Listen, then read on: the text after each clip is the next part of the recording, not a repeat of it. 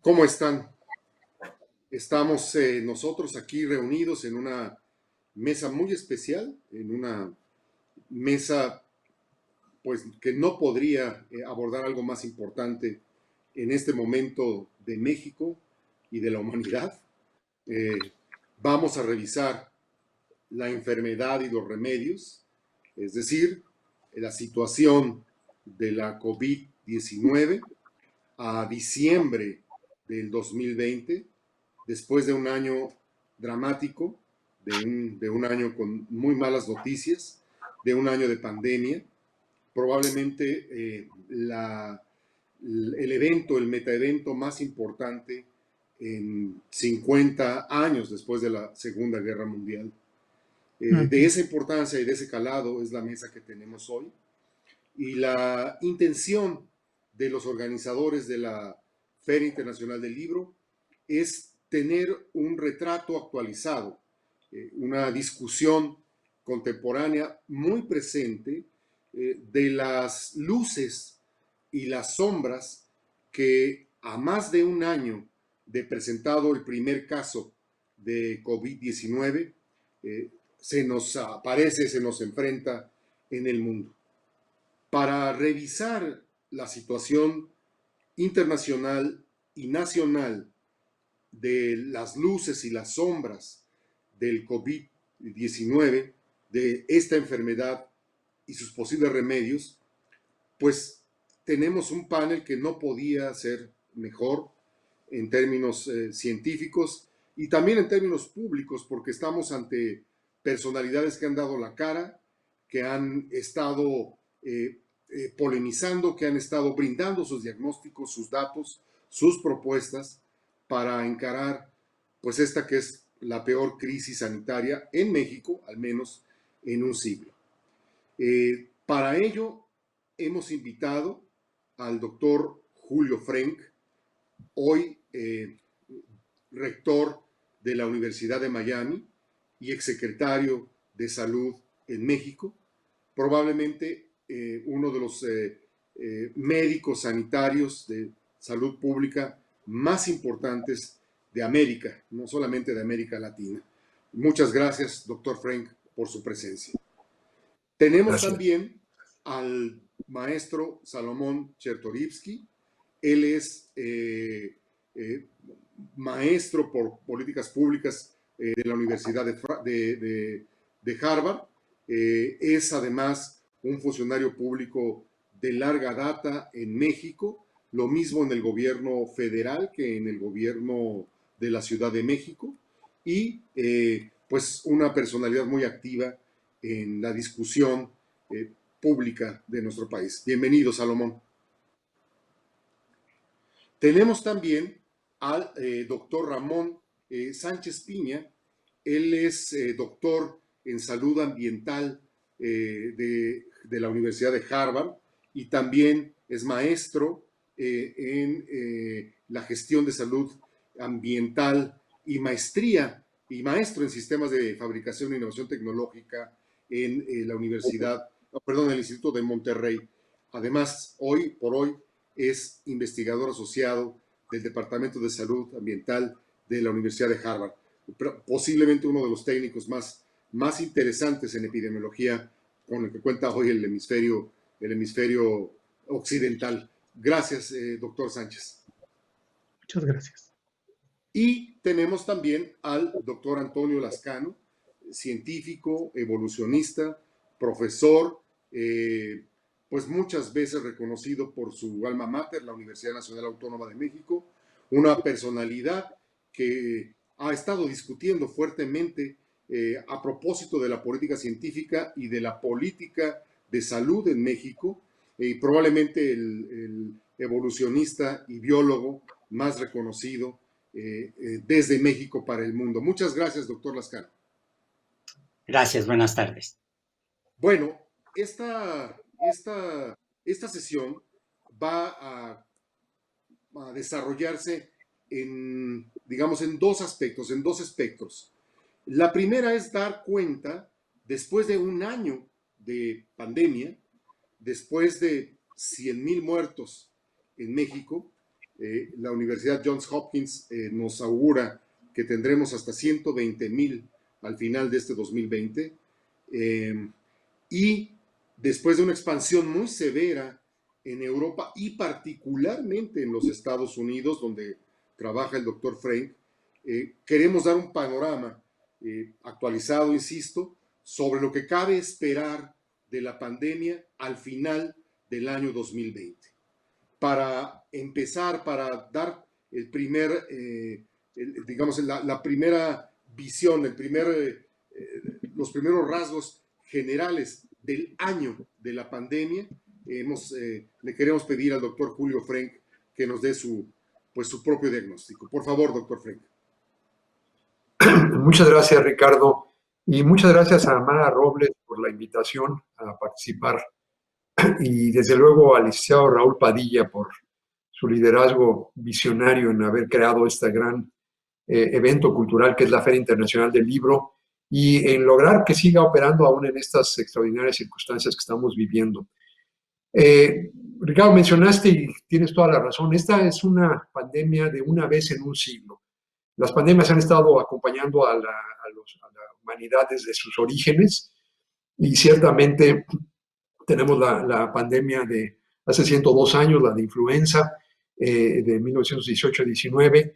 Se han incrementado el número de pandemias desde finales del siglo XX y hacia el siglo XXI, sobre todo por las prácticas no sustentables de los humanos. Pero aún en este contexto de un aumento de pandemias, la que estamos viviendo ahora, la de COVID-19, es de estos acontecimientos de una vez en un siglo. A nivel mundial, rebasamos ya los 55 millones de casos y rebasamos ya 1.300.000 muertes en el mundo. Es una emergencia de salud pública como no hemos tenido, que además ha generado y amplificado dos crisis más. Tenemos una confluencia de tres crisis. La crisis de salud pública, la crisis económica también sin precedentes, desencadenada por la respuesta a la pandemia, y la crisis social, en donde la pandemia ha puesto de manifiesto y acelerado desigualdades sociales que ya estaban ahí, pero que en todos los países del mundo han afectado de manera desproporcionada a los grupos más vulnerables, a los grupos más pobres. Y esta crisis, esta triple crisis, creo que está marcando y va a marcar a toda nuestra generación y sin duda va a tener impactos a futuro.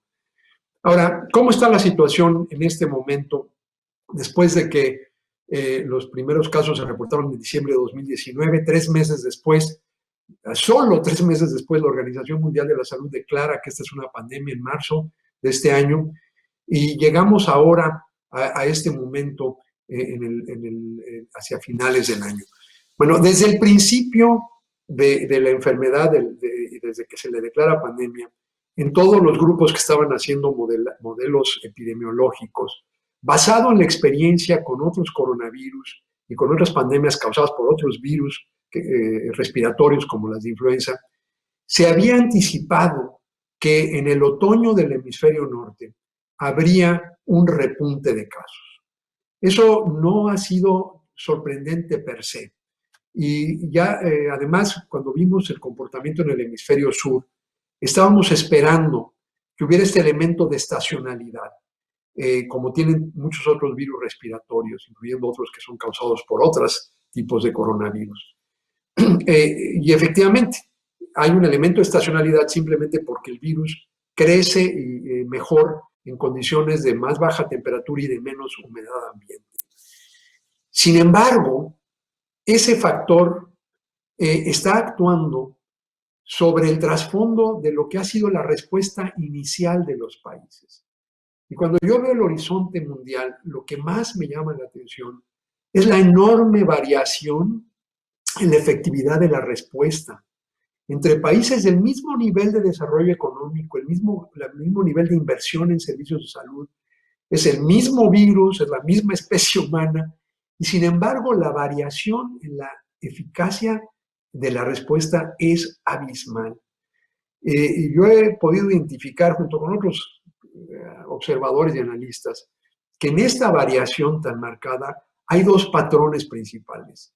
Entre los peores desempeños, las peores respuestas, hay una sobrerepresentación de gobiernos encabezados por líderes populistas, porque los líderes populistas tienen varios rasgos en común. Uno de ellos es el menosprecio de los expertos, otro es la subinversión en investigación científica, el rechazo, el ataque a la investigación científica, que siempre representa un pensamiento crítico, independiente, que estos líderes suelen no gustar de ello. Y tercero, una tendencia a politizar la respuesta. Como parte de la mentalidad populista es crear y dividir al mundo entre el pueblo bueno y las élites corruptas y ubicar a los científicos y a los expertos en este último grupo. Se ha politizado mucho las respuestas, particularmente el uso del cubrebocas. Y ahí es en todo el mundo, es desde Rusia, Turquía, Hungría, Gran Bretaña, que no es un gobierno populista, pero el primer ministro tiene muchos rasgos de ello. Y aquí en nuestro continente americano, Estados Unidos, México, Nicaragua, Brasil, las peores respuestas las encontramos ahí. No estoy diciendo que hay una relación de causa y efecto, pero sí hay una sobrerepresentación de esto. Este es un patrón muy, muy notable. El otro patrón, en marcado contraste, es el de las mejores respuestas. Y ahí lo que destaca es la sobrerepresentación de gobiernos encabezados por mujeres. Desde Taiwán y Nueva Zelanda y Dinamarca y Noruega, desde luego Alemania, hay este fenómeno muy notable de una respuesta más equilibrada, tratando de hacerle caso a los expertos y a los científicos, tratando de unir a los países en vez de aprovechar la pandemia para separar y ahondar las divisiones. Y ahí es donde se han dado las mejores respuestas. Entonces, contra este trasfondo, vemos este repunte que, insisto, se esperaba, pero que cae en un momento muy malo. Lo estamos viendo en Europa. En Europa sí se logró, en la gran mayoría de los países, bajar esa primera ola que empieza a principios de este año y bajarla durante el verano. Y ahora viene este repunte que se esperaba, una mezcla de una fatiga ya ante el confinamiento y las restricciones. Muchos gobiernos se precipitaron a reabrir la actividad económica y este elemento de estacionalidad. Además del hecho de que los climas fríos hacen que la gente pase más tiempo adentro y eso facilita la transmisión del virus. Pero es muy diferente a lo que estamos viendo en Estados Unidos o en México. En Estados Unidos nunca bajamos, nunca fue una verdadera ola, si seguimos esa analogía marítima. Nunca fue que subiera, que hubiera una cresta y luego descendiera, como sí fue el caso de Europa, y ahora estuviéramos en una verdadera segunda ola. Hubo una respuesta muy defectuosa, debida sobre todo a estos factores que mencioné, al menosprecio de la opinión de los expertos y a la politización, que hizo que después del primer pico en la primavera, nunca bajáramos, y de hecho hubiera un segundo repunte durante el verano, cuando los modelos no preveían eso. Lo mismo en Estados Unidos que en México. Yo lo veo y lo adjudico esto a, primero, una decisión precipitada de reabrir la economía, porque parte de la mentalidad populista de crear divisiones fue crear esta falsa dicotomía entre o proteger la salud pública o reactivar la economía, después de las primeras medidas de mitigación que sí incluyeron que mucha gente se quedara en casa y que funcionaron porque se logró reducir la transmisión del virus. De pronto hubo esta impaciencia y antes de que se cumplieran los criterios que señalaban las autoridades de los expertos, a veces de los mismos países, como en el caso de Estados Unidos, de la CDC, las figuras políticas se precipitaron a reabrir. Pero sobre todo no nomás fue el hecho de que se abría prematuramente, sabíamos que había que reactivar la economía, pero era cuándo, y ahí fue prematuro, y cómo. Y el cómo creo que fue lo peor, porque en vez de una comunicación clara, en donde se instituyera el uso universal obligatorio del cubrebocas y la realización masiva de pruebas, para que en vez de que todo el mundo se tenga que quedar en casa, logremos diagnosticar a los casos positivos, rastrear los contactos y solo poner en cuarentena a esos grupos. Esas dos medidas que sirven para lograr los dos objetivos, reactivar la economía y proteger la salud pública, se omitieron por la politización de la respuesta. Contra ese trasfondo, ahora sí, este elemento de estacionalidad, de la llegada de los climas fríos, y eso nos hace prever, en efecto, meses muy complicados el resto de este año y los primeros meses del 2021. Pero ese es el lado oscuro, como tú lo dijiste. El lado brillante, la gran lección de esta pandemia, ha sido el nivel de colaboración sin precedentes entre científicos de universidades, gobiernos y empresas, que se traducen en la llegada de estas vacunas, que realmente son, junto con tratamientos y pruebas, las que nos van a ayudar a superar esta crisis. Y hemos tenido recientes buenas noticias de 2 de las vacunas, Moderna y Pfizer, buenas noticias también de la de AstraZeneca con la Universidad de Oxford, y hay otras que están en el proceso de desarrollar. Y yo concluyo diciendo, no deja de ser una ironía que muchos de estos gobiernos populistas, que ahora los va a salvar de sus malas políticas públicas, la ciencia, se han dedicado a debilitar la investigación científica, a recortar, a denostar a los científicos, de los que ahora dependen para rescatar a sus países y a sus poblaciones de las malas políticas públicas. Eso es una síntesis de cómo veo yo el panorama. El lado oscuro de las malas políticas a las cuales se les agrega ahora esta estacionalidad, y el lado brillantísimo de la gran colaboración como nunca antes en un esfuerzo de volver estas vacunas un bien público global donde todo el mundo tenga acceso a los frutos de la ciencia. Muchas gracias. Gracias, doctor Frenk. Muy claro, muy comprensivo. Ahora damos la palabra al doctor Salomón, al maestro Salomón Chertorivsky, para enfocar esta misma pregunta, pero localizada en México. Por favor, Salomón. Muchas gracias, Ricardo, y también agradezco a Raúl Padilla, a Mara Robles, la invitación a la Universidad de Guadalajara y a esta Feria Internacional del Libro. Pues para mí es un gran honor. De entrada, pues estoy con mi maestro, ¿no? Con el doctor Julio Frenk. Tú decías, uno de los más importantes sanitaristas. Yo siempre digo que así como Lorena Ochoa estuvo en el top 10 mundial del golf, pues Julio Frenk está en el top 10 mundial de la salud pública, y lo buscan en todo el mundo para escuchar sus consejos, y en México no lo escuchan. Creo que eso nos tendría que hacer reflexionar. Lo mismo digo, pues bueno, estar con el maestro Lascano, pues es un enorme placer, y la oportunidad de compartir con Ramón Sánchez Piña, la agradezco. Lo decía el doctor Frenk, México ha sido un caso particular en que a un año de la pandemia, aquí no hay control. Aquí no hay control, aquí no se está viviendo un rebrote. Lo que se vive con toda claridad es una aceleración de los casos que iniciaron con el primer contacto oficial en el último día de febrero y que nunca han logrado disminuir en todos estos meses de pandemia.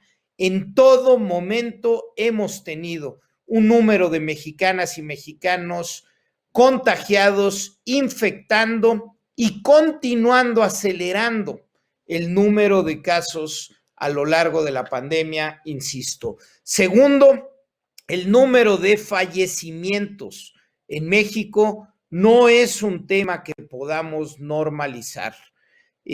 A diciembre ya tenemos más de 100,000 fallecimientos oficiales, y reitero y subrayo la palabra oficiales, cuando el número considerado por la propia autoridad sanitaria como catastrófico eran 60,000 fallecimientos. Al día de hoy oficialmente tenemos más de 100,000, y con toda puntualidad podemos hablar que en nuestro país al día de hoy son alrededor de 300,000 mexicanas y mexicanos que han fallecido por esta pandemia. Solo para ponerlo en referencia, en el año 2019 murieron 749,000 mexicanas y mexicanos por todas las causas: enfermedades cardiovasculares,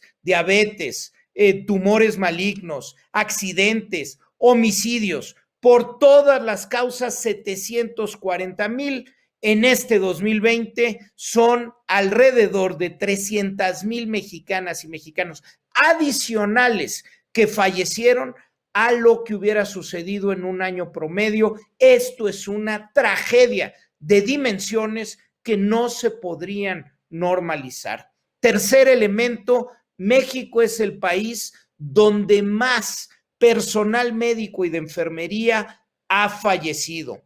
Es decir, en México no se cuidó a aquellos que nos cuidan, quienes están en la primera línea de batalla. Y último elemento en este brevísimo diagnóstico de dónde estamos, 8 de cada 10 fallecimientos no han llegado a ser atendidos en los cuidados intensivos. Esto quiere decir que han fallecido en casa o han llegado muy tarde al hospital para recibir con oportunidad un tratamiento adecuado. Bueno, ¿y qué hacer con ello? ¿Qué hacer con una pandemia fuera de control en donde el número de casos es acelerado, donde siguen los fallecimientos, donde sigue falleciendo personal médico y de enfermería y donde estamos llegando tarde? Bueno, hace cerca de 3 meses, una exsecretaria de Salud y 5 exsecretarios, entre ellos el doctor Julio Frenk, un servidor, y hay que decirlo como homenaje, y valga el homenaje, el maestro Guillermo Soberón, en su último trabajo intelectual, participó en este documento que se publica y se da a conocer el 9 de septiembre, insisto, hace casi 3 meses. Hicimos 14 recomendaciones puntualísimas para poder coadyuvar en el control de la pandemia, no en terminarla, en poder controlarla como lo habían hecho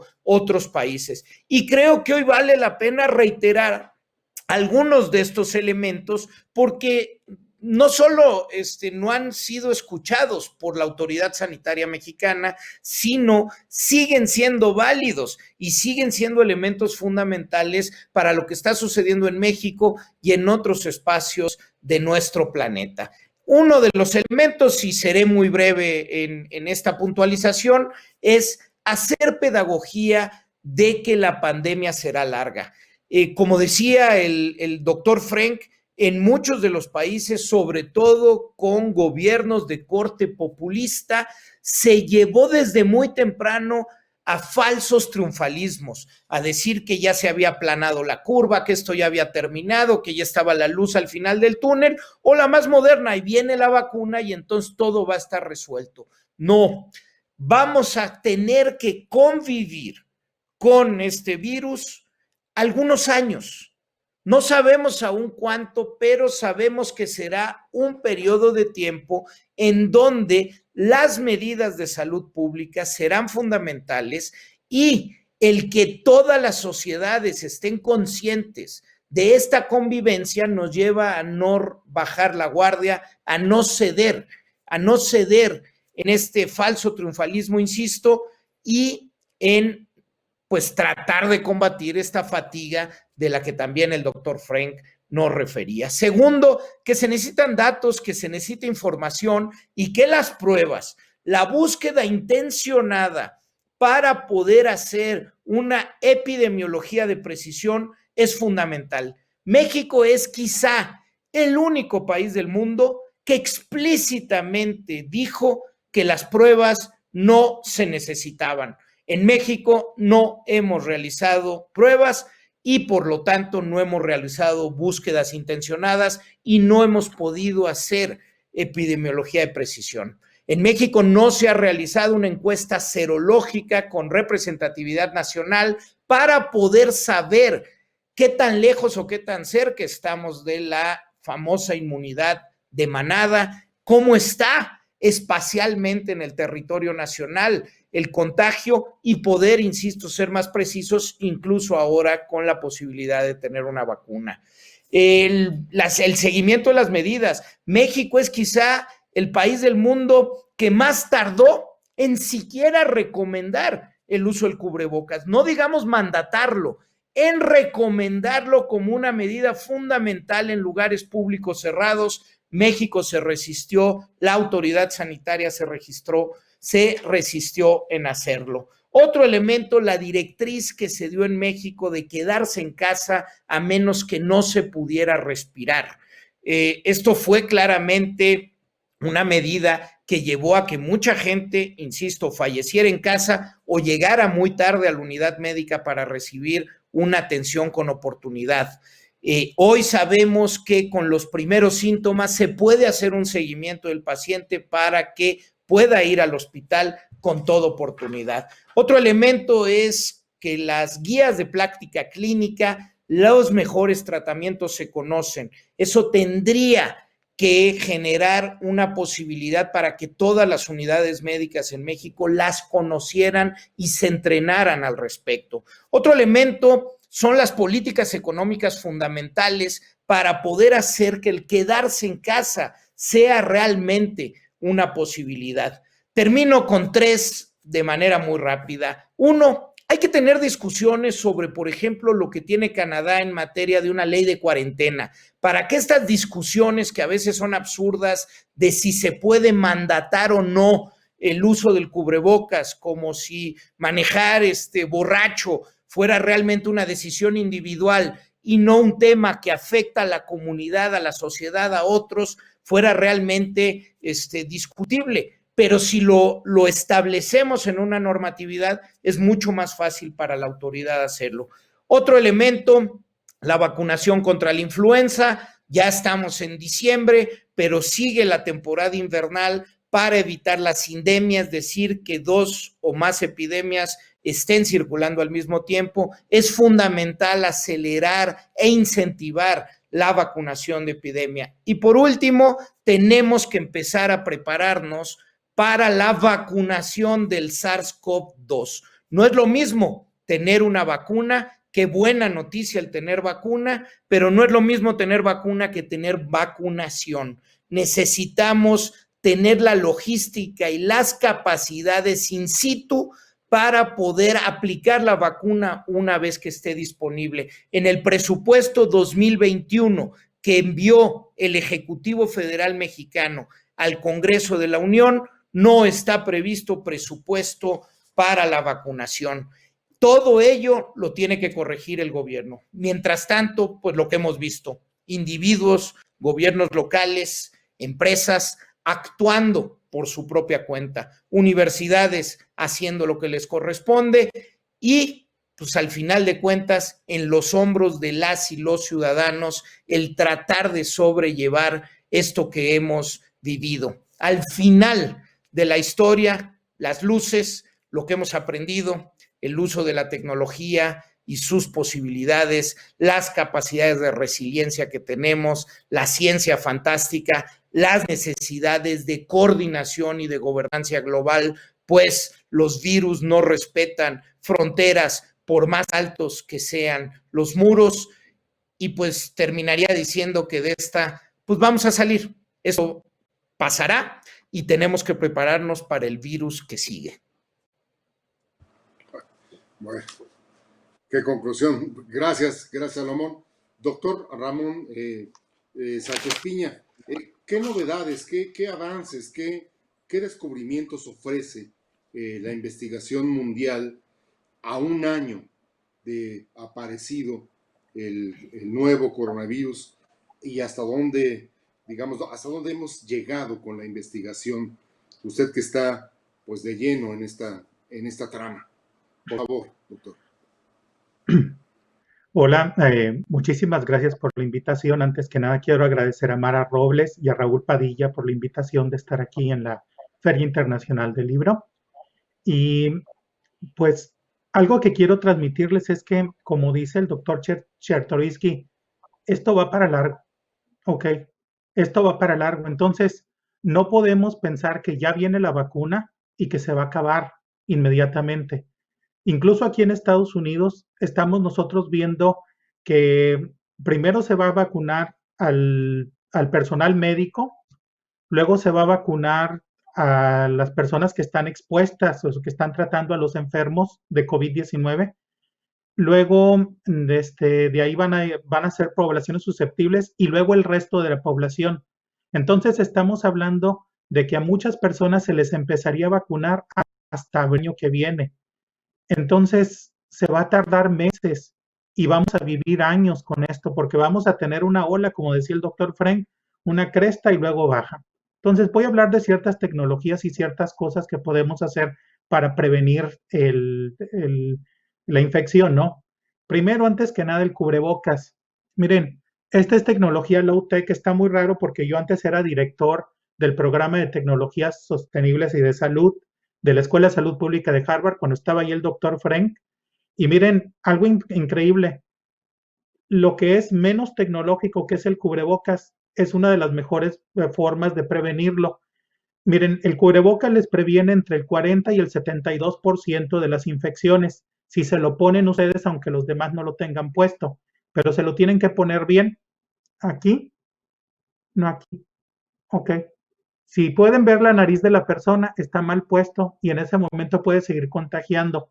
Si todo mundo tuviera cubrebocas, estaríamos hablando entre el 82 y 93% de protección para toda la población, pero bien puesto. Ya que hablé de la baja tecnología, pero muy efectiva, ahora voy a hablar de los avances, ¿no? Primero ya tenemos 2 vacunas viables que están utilizando el mensajero de ARN. Estaba pensando cómo traducirlo, ¿no?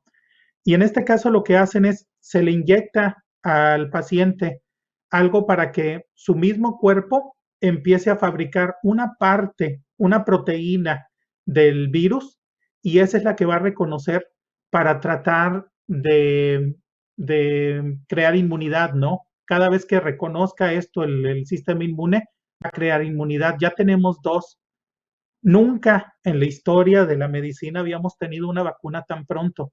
O sea, estamos hablando desde que se liberó la secuencia del virus en China a principios de enero, hasta que ya teníamos vacunas en fase 3, por ejemplo, que quiere decir que ya lo estábamos probando en humanos, en bastantes personas, pasaron 5 meses, 5 meses y medio.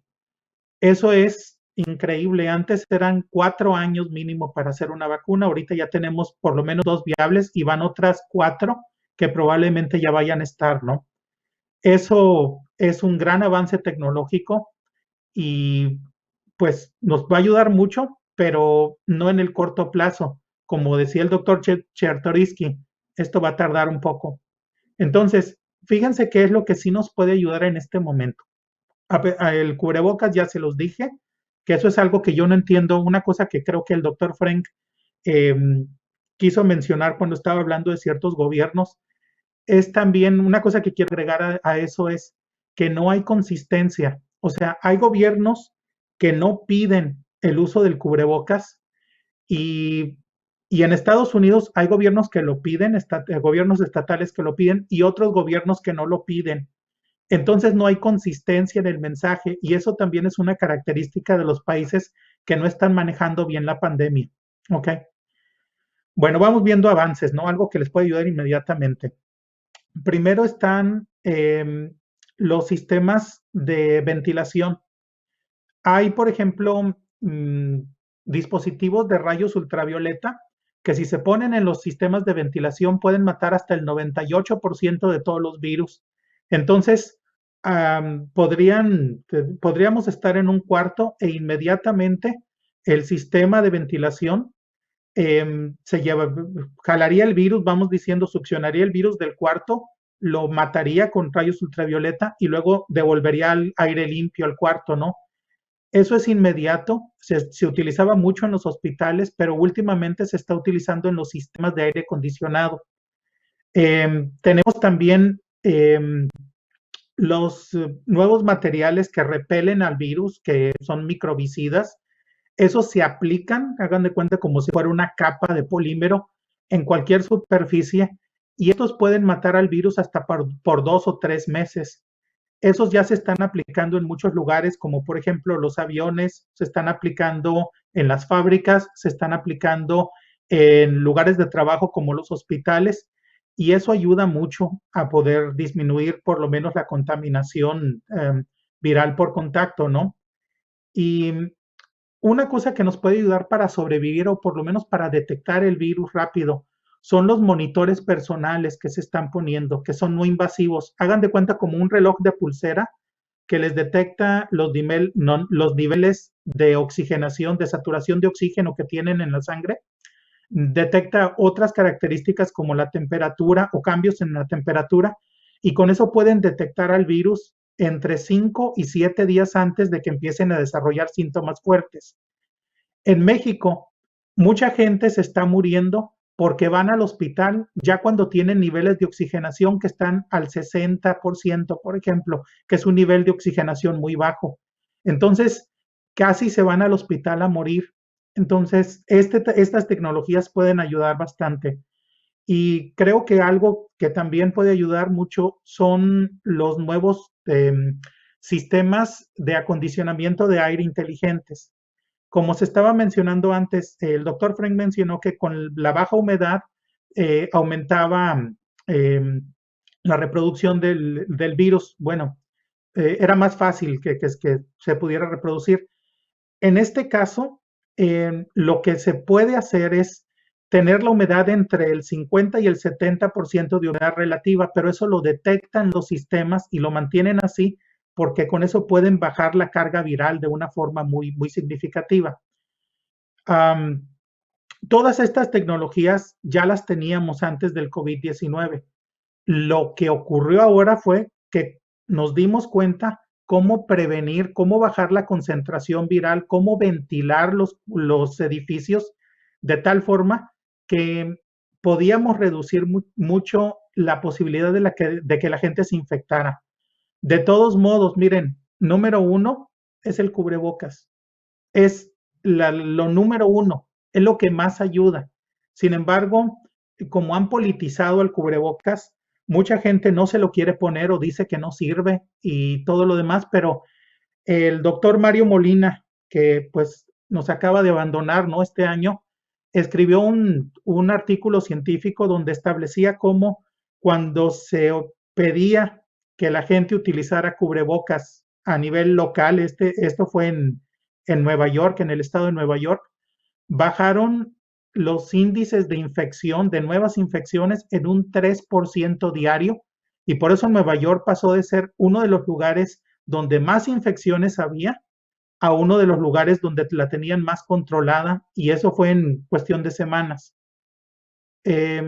Por ello, hay cosas que son tecnologías antiguas que se tienen que utilizar porque la ciencia dice que se tienen que utilizar, y hay tecnologías nuevas que nos pueden ayudar mucho a disminuir la transmisión del virus y nos pueden ayudar también a prevenir que llegue el virus. Voy a mencionar una última, que son algunos medicamentos que se usan para abrir los alvéolos de los pulmones. Esos ya se están tratando y es medicina dedicada.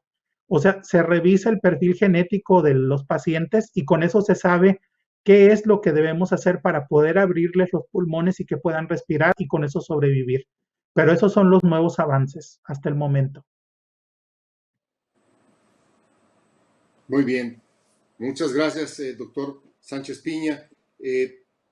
Cerramos la primera ronda con el doctor Lascano. ¿Cómo está México, doctor Lascano?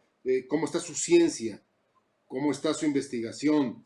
Su capacidad instalada para responder al desafío que, por lo que nos dicen nuestros expertos, va para largo.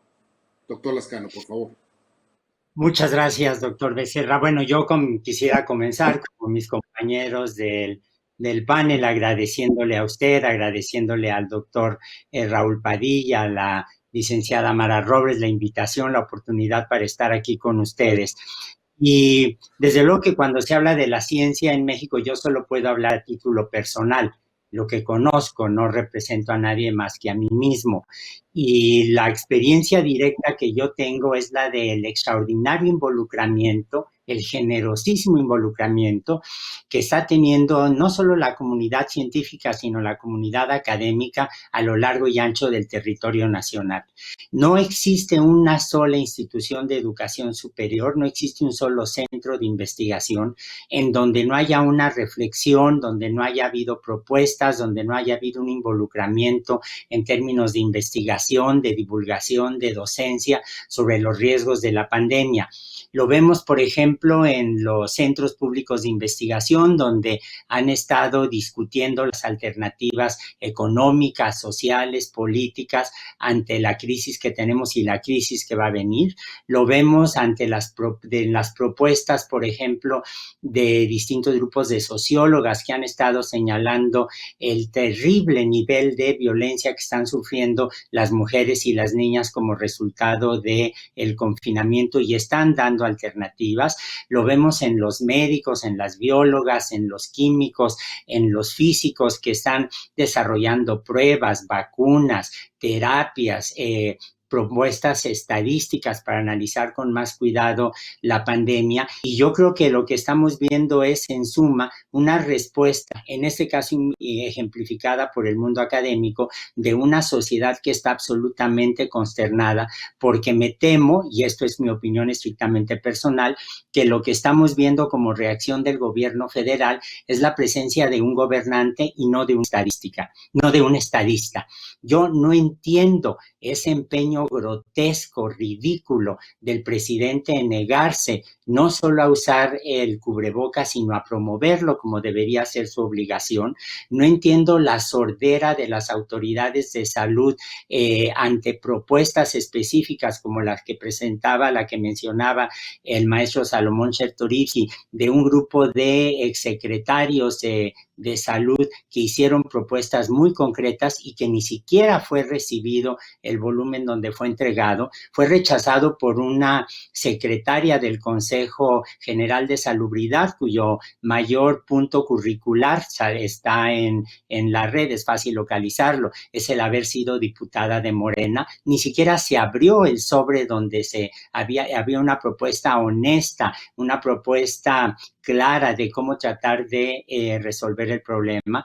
Lo vemos en el desdén con el que hemos sido tratados todos los que hemos hecho críticas absolutamente bien intencionadas para cómo tratar de enfrentar y resolver el problema.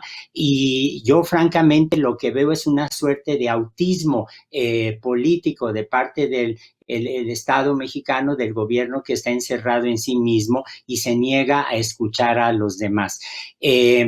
Yo quisiera decir que, como ya se mencionó, efectivamente no hay un solo país, no había una sola sociedad que estuviera lista para un golpe del tamaño que ha significado esta pandemia de un virus de RNA.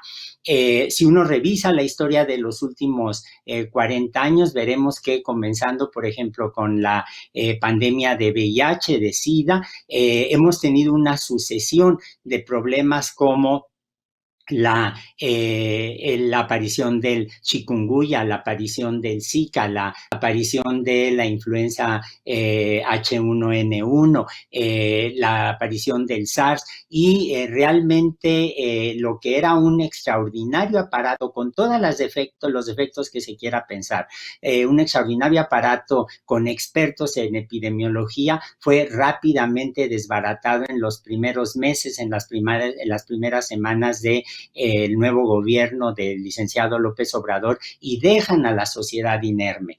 ¿Hasta qué punto inerme? Bueno, me quiero referir a un punto que es famoso. Cuando un periodista del País entrevistó al médico cirujano Alumía, que es una de las personas más cercanas al subsecretario López-Gatell, y le pidió los datos sobre los modelos epidemiológicos que estaba siguiendo la Secretaría de Salud, la respuesta del médico cirujano Alumía fue: no se los puedo dar porque esos datos con los que se basa el modelo son propiedad intelectual del CONACYT. Eso es absolutamente escandaloso, y yo lo que me temo es que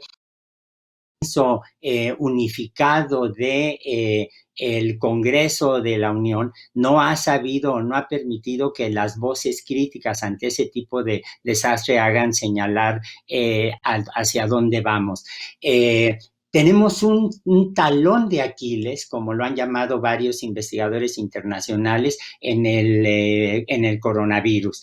Los virus de RNA mutan muy rápidamente, tienen una tasa de cambio extraordinariamente rápido, pero en el caso del SARS-CoV-2, en el caso del virus responsable de la pandemia que estamos viviendo, las moléculas que tiene este virus incluyen a una molécula editora. ¿Qué quiere decir una molécula editora? Bueno, el doctor Sánchez presentó un cubrebocas, déjenme yo presentarles mi teléfono celular.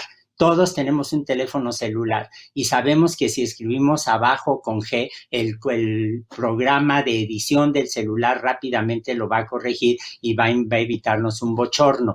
Ese es el tipo de mecanismo molecular que también tiene el SARS-CoV-2, que hace que sea una molécula, su genoma, extraordinariamente estable, y que significa que si en este momento tengo una vacuna que puede servir para una médica que esté en Chalco, esa misma vacuna le puede servir a un niño de 8 años que esté, por ejemplo, en Tailandia. Tenemos un virus que es extraordinariamente uniforme y cuando se habla de ello, realmente lo que nos está diciendo es que tenemos las posibilidades de desarrollar terapias, tenemos la posibilidad de utilizar vacunas como estas dos que ya son muy famosas, la de Moderna y la de Pfizer, que van a tener una aplicación realmente universal. Pero lo que es cierto para los virus de RNA no es cierto para las bacterias. Efectivamente, el Estado mexicano hizo un esfuerzo enorme en la conversión hospitalaria, en la fabricación de una serie de ventiladores cuyo servicio sigue siendo dudoso en algunos casos, pero desde hace meses y meses, muchos biólogos evolucionistas, muchos médicos, muchos científicos previmos la posibilidad de que se desarrollaran infecciones con bacterias y hongos resistentes a los antibióticos. Y ahora cuando una persona es intubada en un hospital donde no necesariamente está el personal médico con la suficiente preparación y sigue los protocolos, el fenómeno de la evolución biológica nunca se va a detener y efectivamente estamos viendo ya microorganismos que están infectando, microorganismos multiresistentes que están infectando a estos pacientes. A mí lo que más me preocupa en términos sociales, prácticamente en términos políticos se podría decir, es esa negativa de las autoridades federales y en particular las autoridades de salud a atender las sugerencias, las críticas, las recomendaciones que con la mejor buena fe, que con un compromiso muy real han sido hechos por la comunidad académica. Es como si la comunidad académica no existiera, es como si México no tuviera un grupo de investigadoras, de investigadores extraordinariamente preparados para ayudar a contener la situación que se tiene. Y tenemos en las conferencias vespertinas que organiza la Secretaría de Salud o en los reportes que a veces se mencionan en las conferencias matutinas del presidente López Obrador, tenemos estos números que siguen creciendo y creciendo de una manera desaforada. Y para mí esos números me dan una indicación estadística. Por mi trabajo, por mi entrenamiento, por lo que enseño, estoy acostumbrado a pensar en grandes números o en números minúsculos, pero cuando se trata de vidas humanas, créame que me produce un rechazo emocional más allá de lo que puedo controlar. La frialdad con la que se dicen o se muestran gráficas no necesariamente exactas de un número cada vez mayor de personas infectadas, un número cada vez mayor de fallecimientos. Y lo que me viene a la mente es ese poema de Wisława Szymborska, esta extraordinaria poeta polaca, que en un poema que se llama El Gran Número dice: mi imaginación sigue siendo la misma que era, no congenia con los grandes números. todavía se emociona ante lo particular, revolotea en tinieblas como la luz de una linterna y relega el resto a la invisibilidad, a lo impensable, a lo inconsolable. Para mí, la pandemia en este momento tiene el rostro en sus fallecidos de Manuel Felgueres, el extraordinario pintor, del hermano de doña Paula, la señora que me ayuda en casa, del hermano y el sobrino de doña Eva, la señora que me vende plantas, y cuando empiezo a hacer ese recuento, lo que me doy cuenta de algo dramatiquísimo, que siempre ha sido una realidad en México, pero que ahora se ha centrado. La pandemia está demostrando que en este país la salud sigue siendo un privilegio de clase. El número de personas con nivel bajo de estudios, con nivel bajo de ingresos que han fallecido es enorme. Todos hemos visto, hemos oído en las noticias del número grande de políticos, de políticas de alto nivel, de miembros del Congreso, de miembros del gabinete, etcétera, que se han infectado, y venturosamente muy pocos políticos de ese nivel han fallecido. Pero en realidad, si nos fijamos, todos ellos han salvado la vida a los infectados, a pesar de que seguramente tienen comorbilidades y están siendo infectados por el mismo virus que una persona que viva en Iztapalapa o en un pueblo perdido en la sierra de Oaxaca. Lo que nos damos cuenta es que ellos sí tuvieron atención muy rápida, sí tuvieron rápidamente el cuidado médico necesario, y en cambio el resto de la gente, esos miles y miles de fallecimientos, no tuvieron esa oportunidad. Ay, doctor Lascano, sí. Pues nos recuerda el doctor Lascano la dimensión de la desigualdad y del maltrato de nuestra sociedad. Nos queda muy poco tiempo. Han sido intervenciones pues muy vigorosas, muy completas y muy buenas. Vamos rápido para lo que debe ser para nuestros panelistas. Doctor Frank, estamos antes del pasaje más oscuro, es decir, antes de que se acelere, se intensifique la infección y la contaminación por el virus en todo el mundo, especialmente en el hemisferio norte. Hemos visto ya una cierta luz al final del túnel.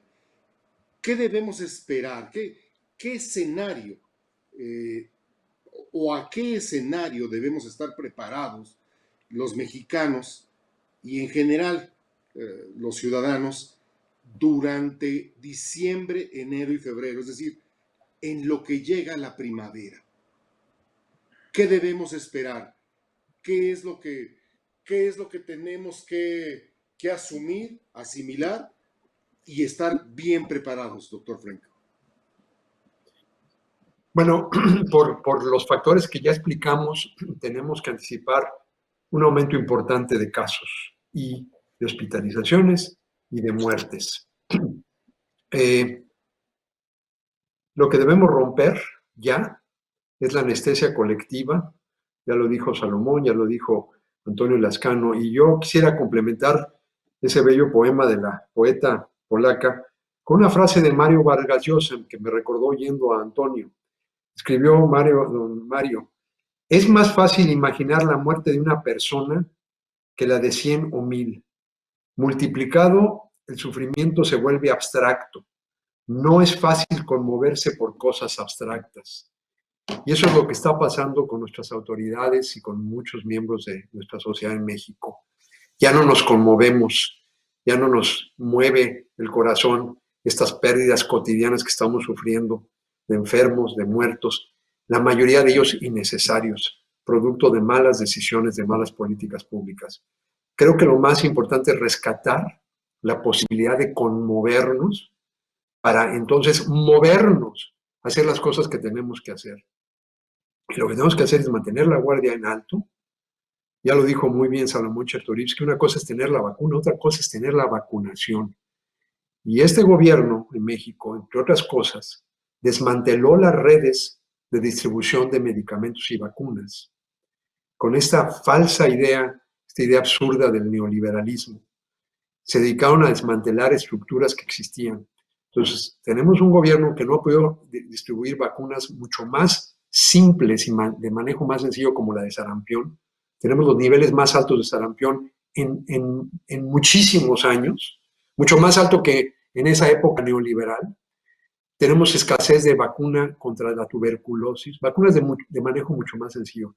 Estas vacunas maravillosas que se han desarrollado requieren de un elemento de logística muy complejo y tenemos ya que ponerlo a la marcha y dedicar estos meses que tenemos a, en primer lugar, tratar de prevenir el mayor número posible de contagios y muertes. Es un momento ya de reconocer la estrategia actual no funcionó.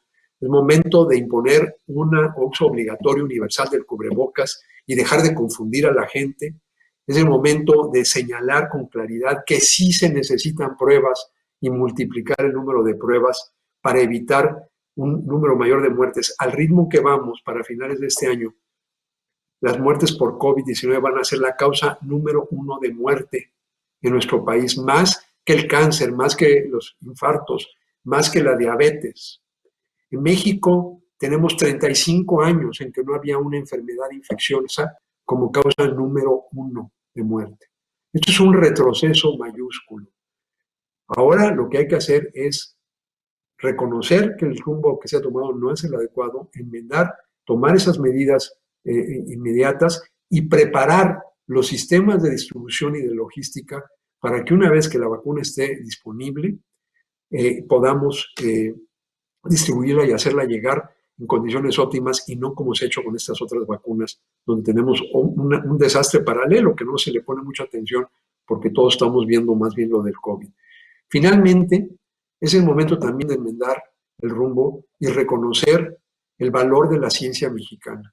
Es doloroso que justo cuando están haciendo estos anuncios de los frutos de la ciencia, en México se toman decisiones como cancelar los fideicomisos, que es un golpe fatal a la ciencia en México, porque es lo que ha permitido tener presupuestos multianuales.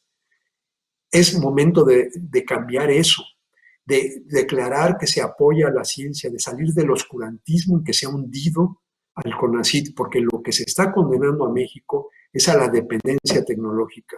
En vez de estos grandes científicos de los que habla el doctor Lascano, tenemos que recurrir a estas odiadas empresas multinacionales como Pfizer o Moderna para que nos ayuden a salvar a la población mexicana. Eso es un nivel de dependencia científica que en una economía global del conocimiento no podemos aceptar. Y la única forma de vencerlo es reafirmar el compromiso del gobierno mexicano con la ciencia, reconocer, dejar de denostar a los científicos y darles el apoyo financiero que necesitan para que México sea no nada más el que está recibiendo los beneficios de la ciencia que hacen otros, sino recupere ese lugar que ha tenido la ciencia mexicana como un actor central en el desarrollo de esa ciencia y de esas tecnologías que son las que finalmente nos van a permitir resolver esta crisis. Gracias, doctor Frank. Salomón Toriski, tiene usted un minuto. Gracias, pues yo diría en México, pues tenemos que asumir que el gobierno no va a corregir el rumbo y por tanto toca hacer una gran campaña de concientización entre los propios ciudadanos, entre las universidades, entre los agentes de organizaciones sociales, de organizaciones privadas, para la higiene, la distancia social y sobre todo el uso del cubrebocas.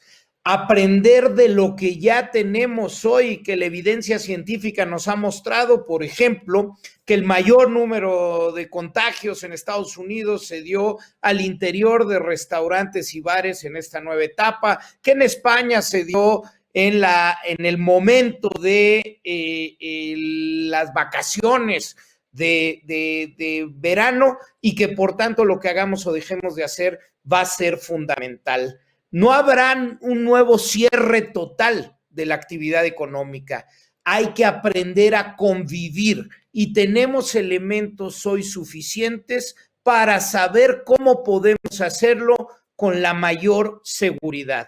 Primordialmente, el uso de la mascarilla en lugares públicos cerrados, lavarnos las manos y mantener la sana distancia. Creo que hay que repetir y repetir y repetir esto que parece ya obvio. Gracias. Doctor Sánchez Piña, 1 minuto, por favor. Rapidísimo, yo les tengo 4 números solamente. Miren, el 70% de las infecciones secundarias ocurren en casa. Quiere decir que no basta con protegerse afuera y estar conscientes de lo que está sucediendo allá afuera para lo del virus. También, si sospechamos que somos portadores del virus por nuestras actividades o por lo que sea, hay que protegernos en casa y proteger a los nuestros, ¿no? Segundo número, 50% de las infecciones tienen que ver por el mal uso del cubrebocas, ¿ok? O no traen cubrebocas o lo traen mal puesto. Ese es el segundo número. El tercer número es el 30% de las infecciones tienen que ver con la mala ventilación o con no tomar la distancia social adecuada.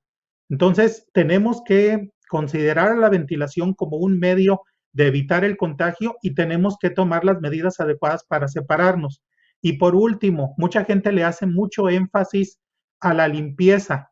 No digo que no es importante, pero es solamente el 20% de todas las infecciones tienen que ver por tocar superficies contaminadas, ¿no?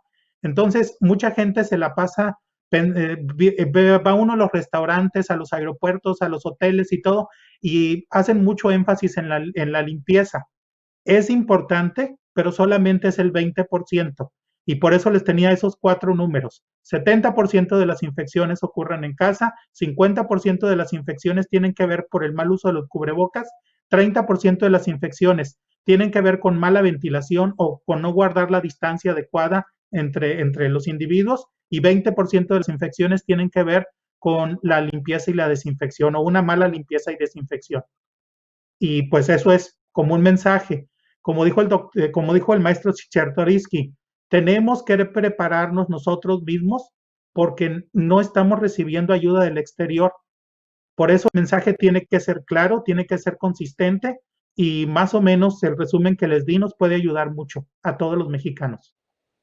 Gracias, doctor. Doctor Lascano, por favor. Muchas gracias, doctor Becerra. Mire, la no campaña del presidente de la República en contra de cubrebocas ya la perdió. Ya la perdió, porque lo que nosotros vemos ahora es una respuesta de la sociedad civil que hace anuncios con futbolistas, de anuncios de pan, anuncios de compra de muebles, y los actores, las actrices salen con cubrebocas. Sale uno a la calle y como bien dice el doctor Sánchez, no todos saben usar el cubrebocas, pero hay un número cada vez mayor de personas que lo están usando. Yo creo que una de las cosas que se debería reconocer es la necesidad de que la gente utilice adecuadamente lo que es el mejor instrumento del que vamos a disponer durante muchos meses antes de que efectivamente lleguen las vacunas.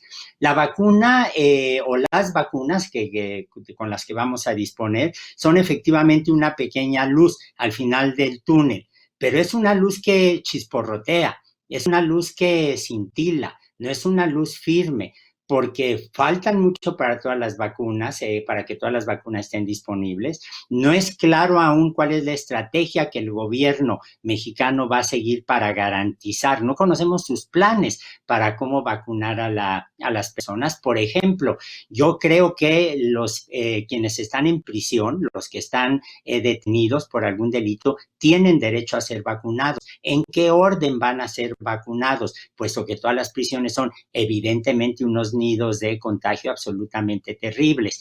Se nos está vendiendo la idea de las vacunas como una esperanza que va a venir a resolver el problema, pero de aquí entonces falta mucho tiempo. Y yo estoy absolutamente convencido de que una de las políticas, de las medidas políticas indispensables que se tienen que tomar es que se resuelva ese antagonismo político que se ha desarrollado entre los gobiernos estatales y el gobierno gobierno de la federación, porque están dejando a los gobiernos estatales solos y no hay ninguna ciudad en el país fuera de la Ciudad de México que disponga de un aparato hospitalario tan refinado como el que tenemos aquí. Bueno, eso nos obliga a tomar medidas de prevención a nivel nacional. Eso obliga a que el gobierno haga a un lado este manejo mezquino de los recursos para garantizar que efectivamente todas las poblaciones van a tener el apoyo, todas las poblaciones van a recibir la educación adecuada sobre las medidas de prevención. Y no nos olvidemos de un punto que a mí me preocupa enormemente, es el hecho de que hemos visto en las noticias en las últimas semanas cómo ha habido asaltos que han robado camiones de carga que llevaban medicamentos contra el cáncer, cómo se han robado cargas de pruebas para saber si la gente está con COVID o no. Y cuando se tengan vacunas disponibles, evidentemente vamos a necesitar que verlo como un tema de seguridad nacional, y yo creo que va a tener que intervenir el Ejército y la Marina también para proteger ese recurso esencial para que el país pueda seguir adelante. Gracias, doctor Lascano. Espléndida mesa. Nos sobró tiempo. Muchas gracias, doctor Frank. Muchas gracias, doctor Piña, doctor Lascano, doctor Chertorivsky. Nos despedimos rápidamente. Este es el panorama a un año de la pandemia en México y en el mundo. Gracias a todos ustedes. Muchas gracias.